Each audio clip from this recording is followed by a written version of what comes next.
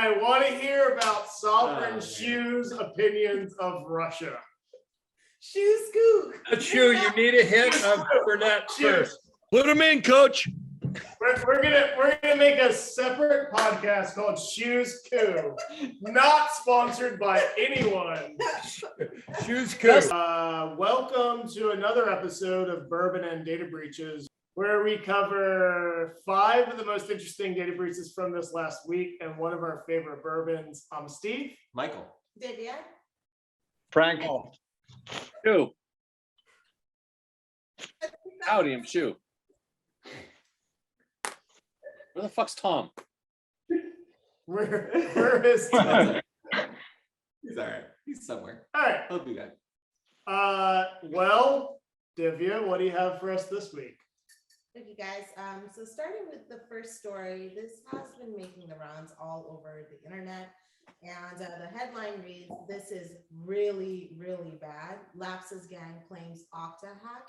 And Lapsus was found leaking Microsoft source code, but then breaching Okta could do much more. I know there's like at least more, there's thousands of people who were affected by this breach. So what do you guys have to say about this? So we've been in Lapsus Telegram channel, which is the only way they disclose these things is on Telegram. We've been there for months, and it's been going from like interesting, right? Because they were one of the few ransomware gangs disclosing on Telegram, to like a serious concern that everyone is watching, right? I don't know if it's the most popular Telegram channel, but I bet a lot of security professionals are all of a sudden adding themselves.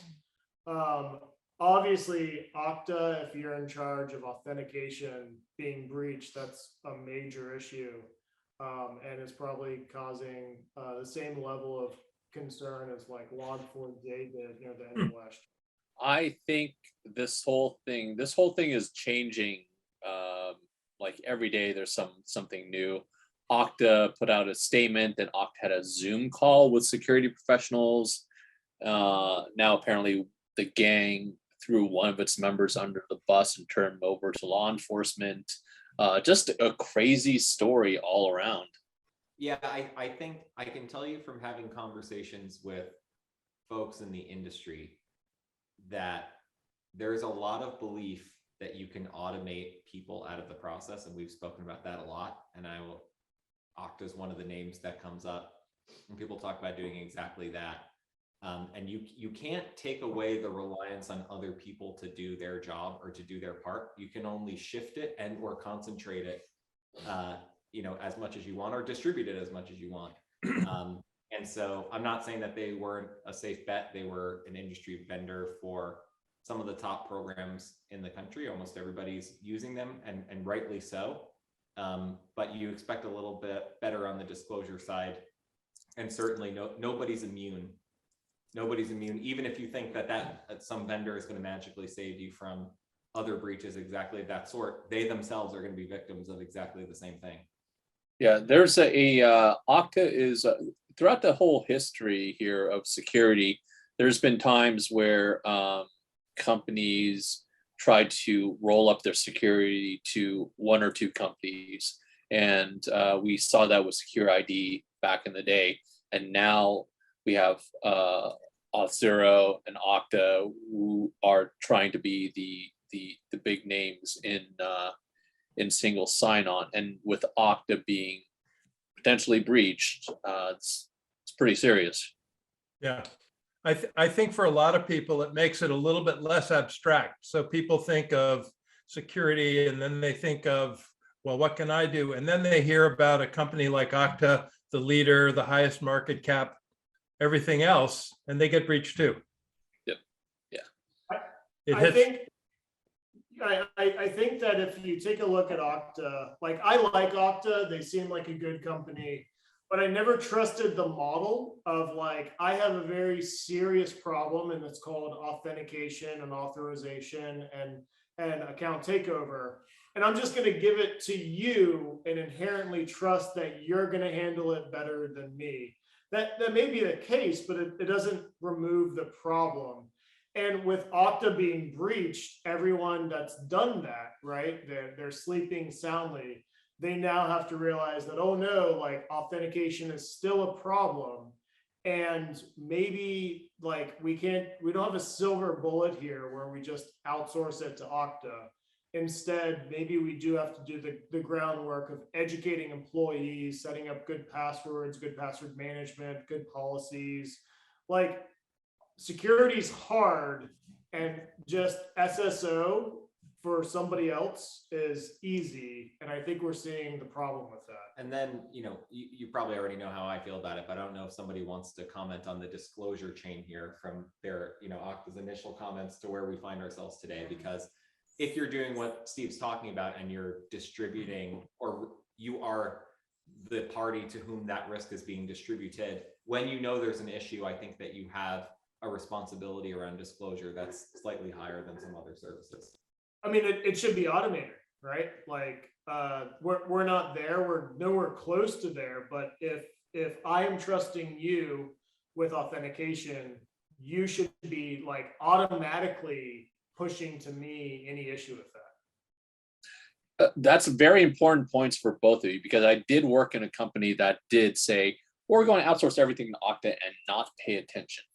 Now, if you watched the Zoom call and the statements from Okta this past week, they are very different. We know that the attackers had access to Okta system for 6 days. We know that they had access to their Slack. They got AWS keys to somewhere, got access to Jira, and to their Splunk systems here. And still, the Okta official statement says we have not been breached. Really How do you get away with that as a CEO? That guy like comes across as like the most non-credible guy ever.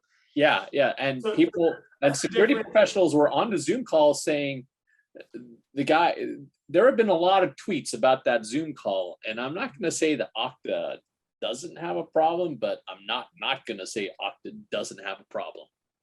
So that's the difference between security and legal, because legal is the one that discloses breaches, and legal is the one that always says, if you read any data breach disclosure, it's basically, we may have had a security incident where people may have found out information about us, and it may have included certain types of information, including but not limited to, right? Like they have every caveat that could be possible.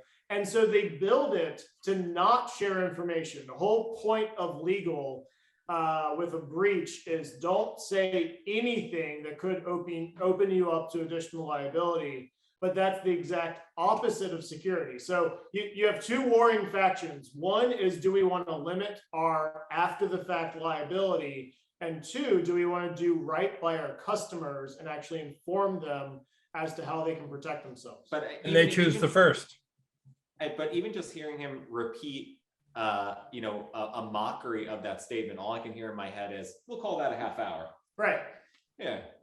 No, I mean, legal's making great money from it. Look, if anyone wins from a data breach, it's hackers and legal, right? So legal is making sure that the company, the liability is limited, but legal is very much not interested in security.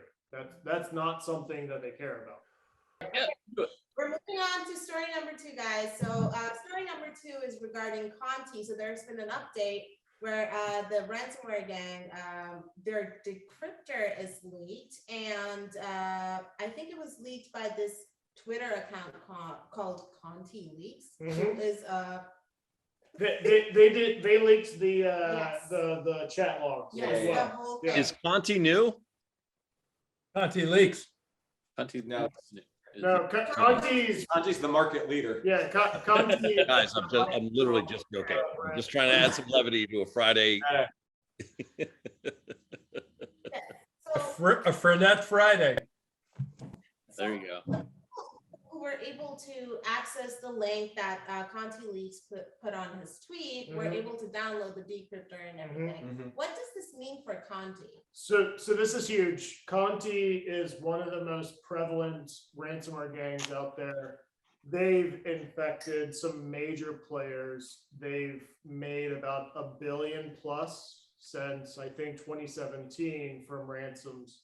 And the fact that there is a decryptor out there, this is huge. This means everything from the date the decryptor was released and before, if you didn't pay that ransom, like you're good. You can get the decryptor for free and you don't have to pay.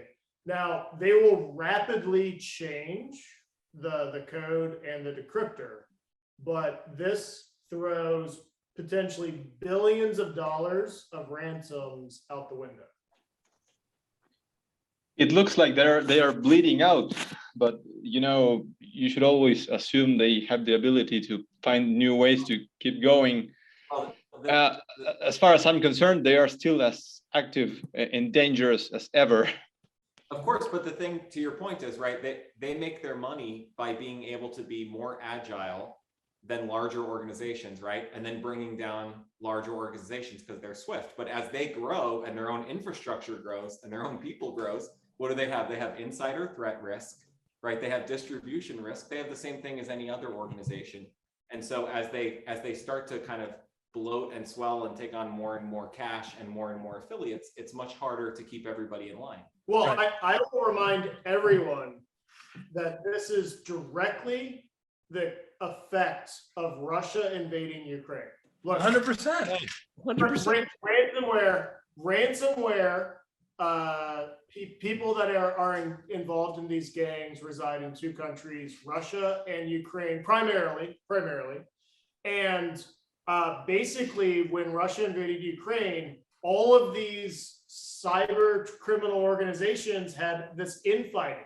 And Conti Leaks exists because I believe, I could be wrong, Conti came out in favor of the invasion, then they came out in favor against the invasion, then Conti Leaks happened, starting to leak internal documents. This is infighting due to Russia invading Ukraine. Hallelujah. It's true. Russia invading Ukraine has ended up potentially taking billions of dollars out of the cybercrime market, specifically for Conti. Couldn't agree more. And I'm a novice, so I read it and I'm like, wait, something's up here. And I'm a novice, and it says they're affiliated with Ukraine. So that, you know, it's like, you know, for like 90% of the world, everyone's cheering for them. But Yeah. but the point is, it only takes one, right? So going back to their insider threat, the beauty and the interesting thing about that is the very principles upon which they prey are also exactly how this stuff is getting leaked out. And like Steve said, that doesn't shut them down forever, but it does throw out a lot of potential revenue from people who were holding out, paying the ransom, assuming that those people, after the experience they've just had, are willing to take this Twitter account at their word, download everything that they have, and then run the script. I think some security professionals have already cleared it. Okay. I would say, imagine being a Conti affiliate and you just landed, you know, Microsoft or Dell or like a major whale, and you infected them, and then the next day this decryptor comes out, right? And it just blows up your It's biggest. so great.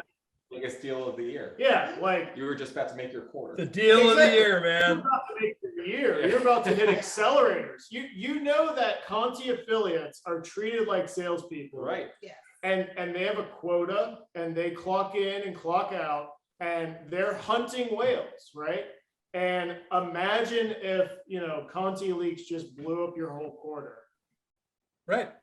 Man. I think it's time for a bourbon break. That's what I'm being told.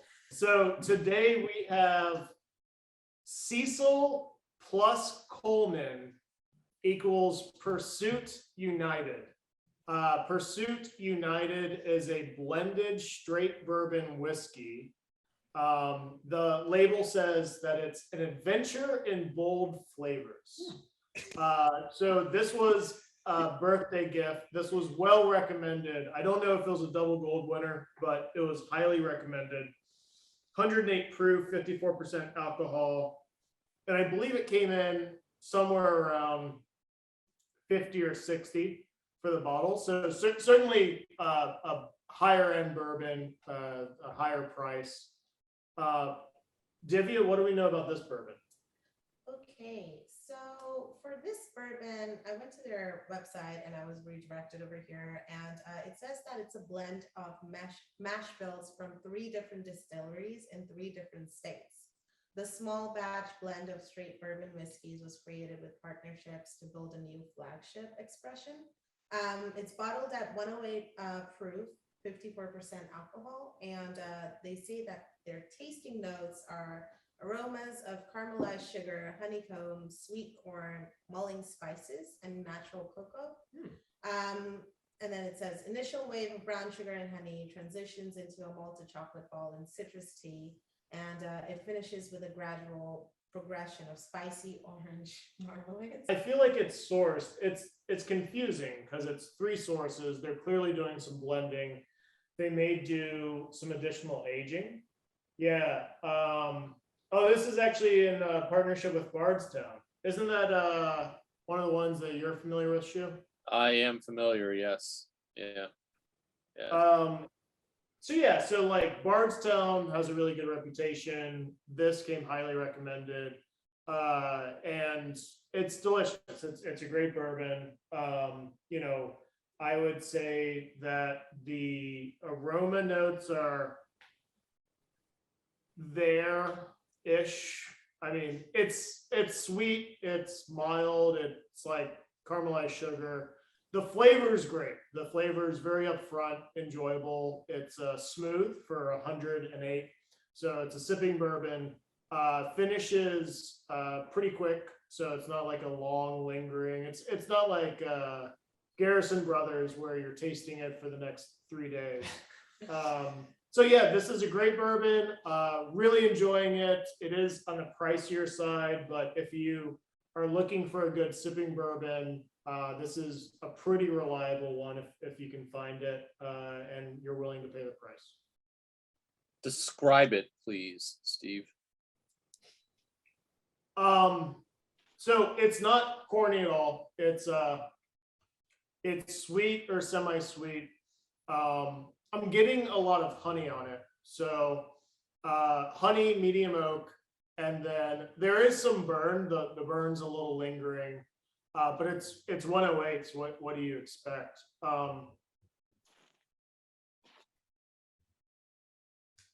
It's like the flavor is almost 90% up front. So you taste it and it's like this flavor explosion of like sweet honey, caramel, not caramel, like burnt sugar, oak. And then it just has this really mild lingering like sweetness it leaves in your mouth. So I've done this as a highball. It's great as a highball, but as sipping it straight, like it's just very enjoyable. At 108, anything that's 108 and you can sip it straight and it's not like an incredible burn, I think you've got a good product. So it is sourced, but this is one of the better ones. Well, I'm intrigued. Shu, have you had Bardstown? I'm sure I have. So I've had a lot of things that I don't remember. Bardstown might be one. Bardstown is pretty well known, and I think they produce some good stuff. Yeah. So. Bravo. That's awesome. Holy shit. Back to college. And that's then the bourbon break. Okay, guys, let's move on to story number 3. I think this was absolutely incredible because Nestle denies that it was hacked by Anonymous, claiming that it accidentally leaked data dump itself, but it will stop selling Russia's Kit Kats and Nesquik. Well, I guess the first question is, what's Clooney say about this?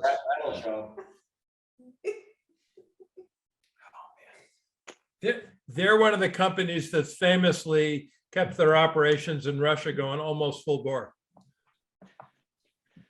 Yeah, but they're finally, look, here's the bottom line. They're basically saying, look, we weren't hacked. We hacked ourselves. Yeah. That's the attitude. Yeah. Way to You go. didn't- I mean, you didn't pull our pants down. We pulled our own pants down. nobody's gonna screw us but ourselves. You gotta roll with the punches, man. The Because disclosure was we're in control of everything. The disclosure Yeah. was so specific. It was like, we unequivocally deny that anyone came in through this exact server, touched this database, downloaded it at this specific time, and then dropped it on the desktop. You know, yeah. It's incredible. It's just arrogance. It's when you're in the Fortune 20 or whatever they are, it's the arrogance level is insane, right?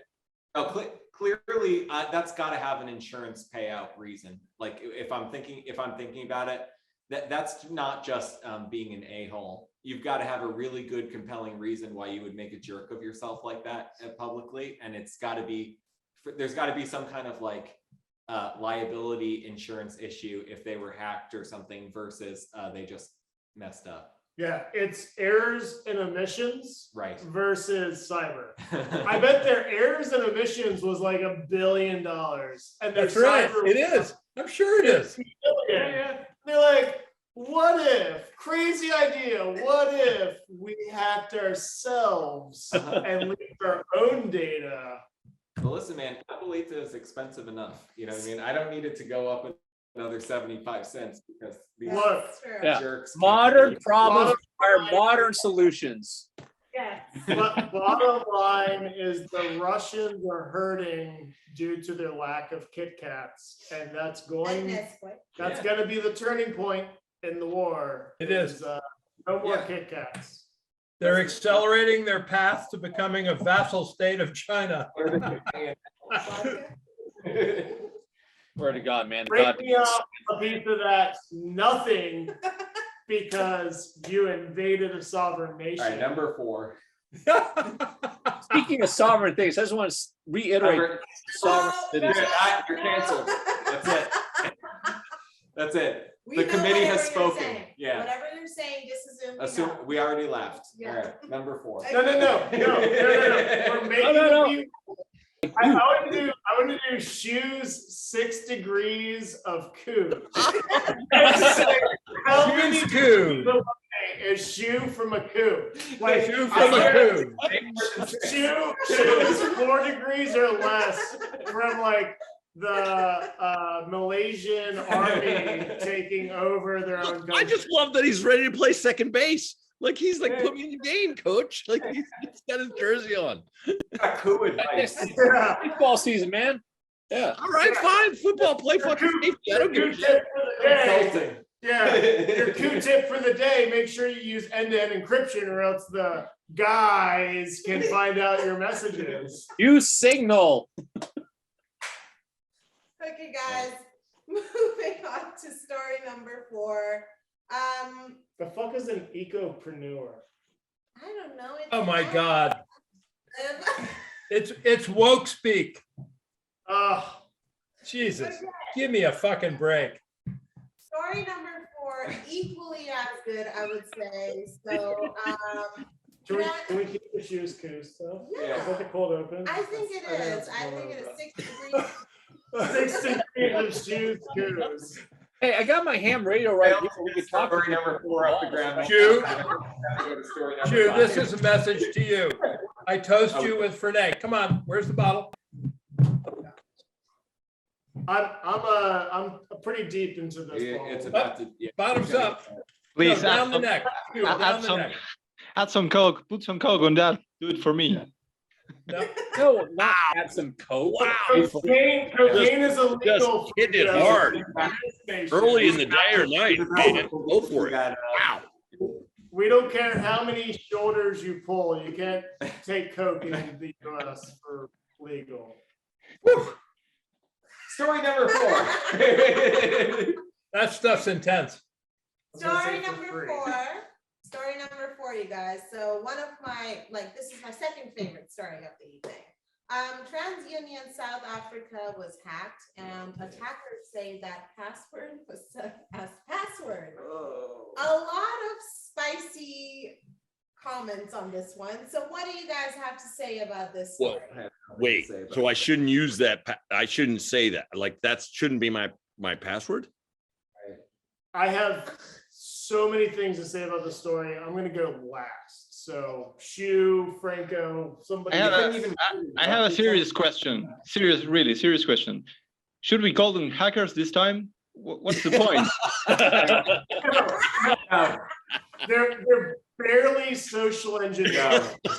That's awful. And also, I want to point out, first of all, I'm sorry, but the name of the hacker group is Naughty Sec TU. So that's just an additional spicy detail for you guys. And continue. Naughty security TransUnion. Naughty sec to you. Naughty sec to you. Sex to you. Yeah. What? Naughty sec. to you. Naughty sec to you.com. In their dreams. Don't go to do not click on that. Everyone should now go to Yeah. naughtysectoyou.com. No, okay, so I have a lot of opinions. I'll just list them off. One, I had all of my stuff stolen from Equifax, so it's good to see TransUnion in the mix. Yeah. And then two, password being password. When they want you to put a password, it's not like a CAPTCHA. It's not like a typing test where it's like, make sure you can type password, because that's what happened, right? They treated it like a CAPTCHA. And then this is obviously horrible and very bad. If Equifax hadn't already happened, then this would have released hundreds of millions of social security numbers into the hands of hackers, but Equifax has happened, so. So they already had them. Right, so, well, some of them did. Well, it's South Africa then. Now others do too. Oh yes, South Africa, so other countries get to enjoy having their full details be released as well. Be public. And I am surprised and interested that password, which is 8 characters, all lowercase, is what stops a hacker from getting access to data. That seems confusing.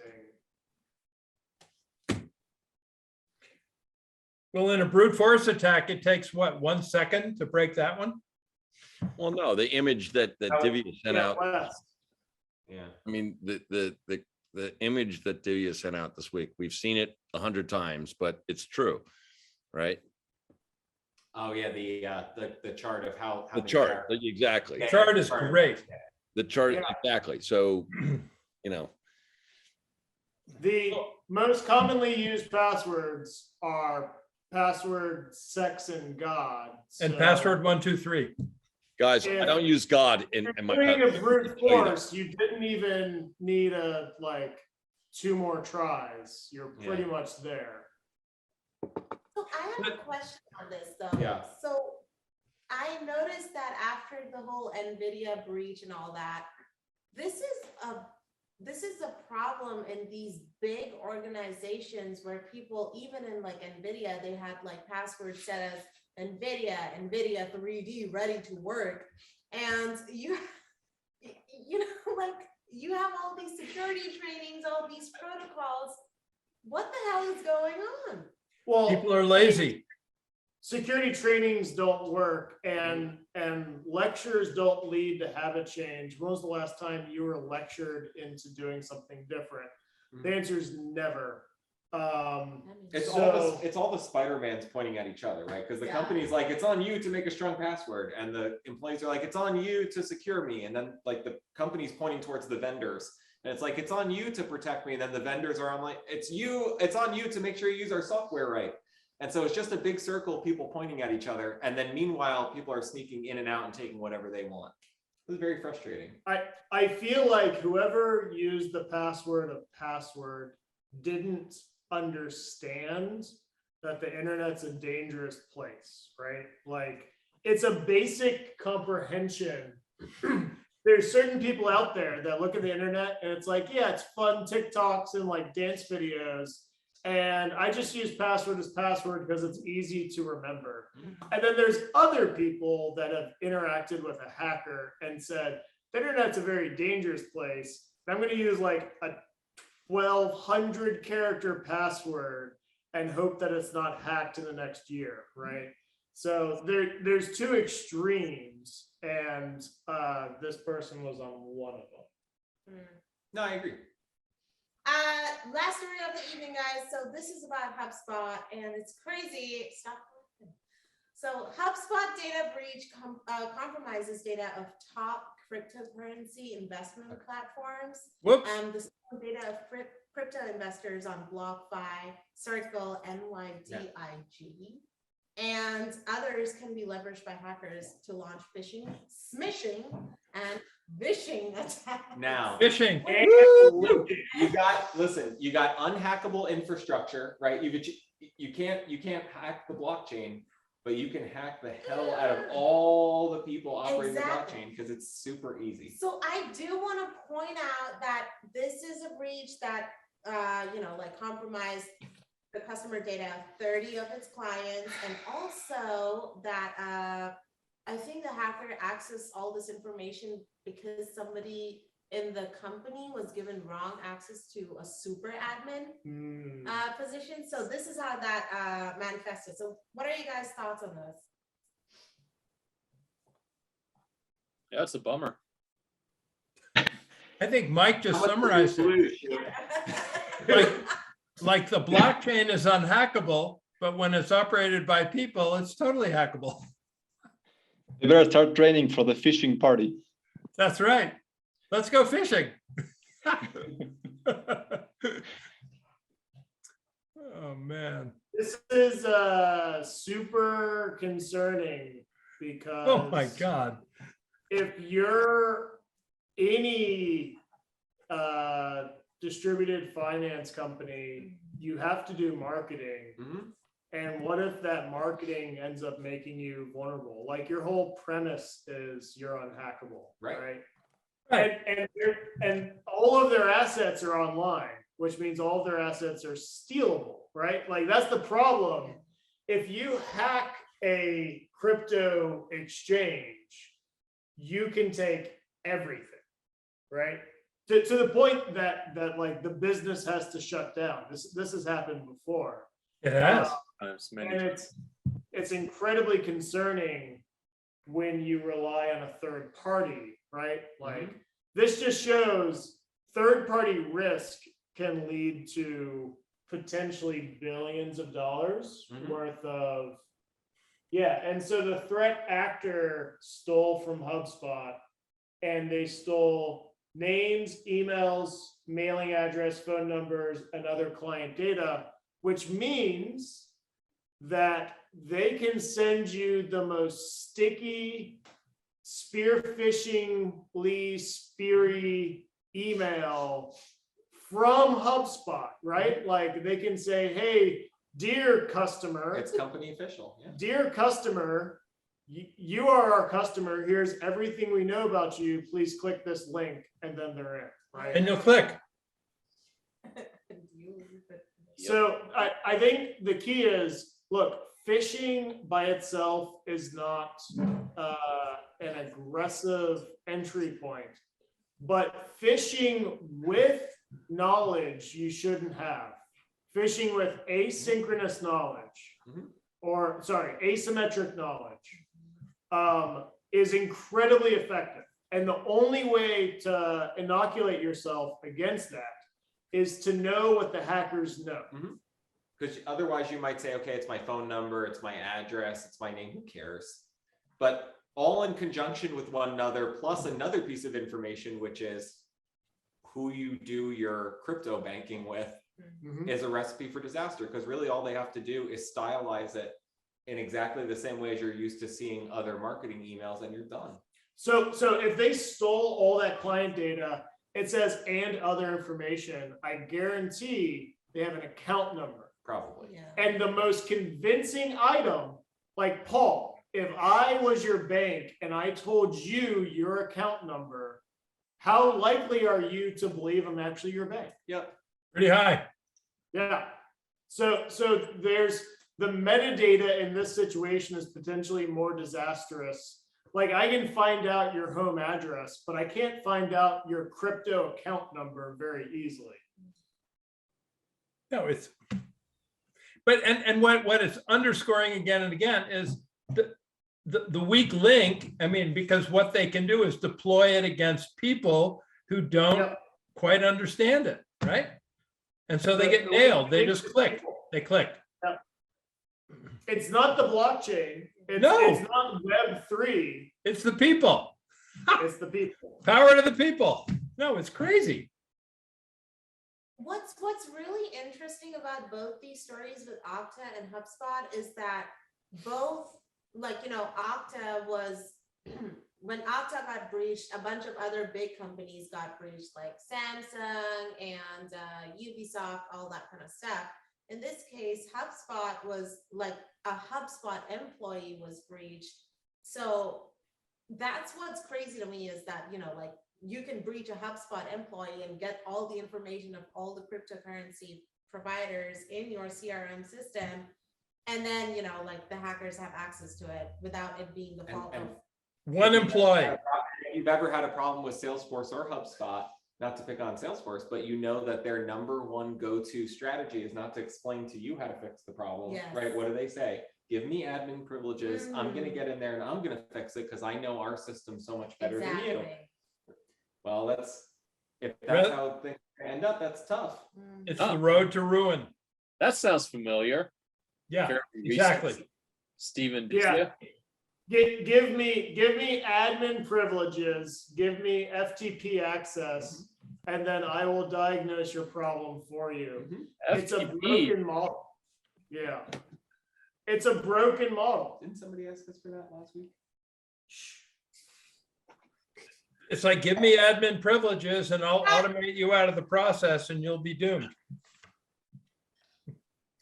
As a reminder, Okta blamed their situation on a third-party vendor who had a security or had a support engineer that lost their laptop. Right. Mm. And now I, everything has happened. and I looked up that vendor in Hack Notice and there were like, 2,000 notifications and leaks with email addresses in that vendor in the last, 3 months. Yep. I find that interesting. I find this has been an episode of Bourbon and Data Breaches. If you like what you saw today, please like, comment, and subscribe. If you hated everything you saw today, welcome. Blame it on. Blame it on Russia. Yeah. But until don't Good night, next- everyone. Don't blame the victims. It's a pleasure. You. Thank you.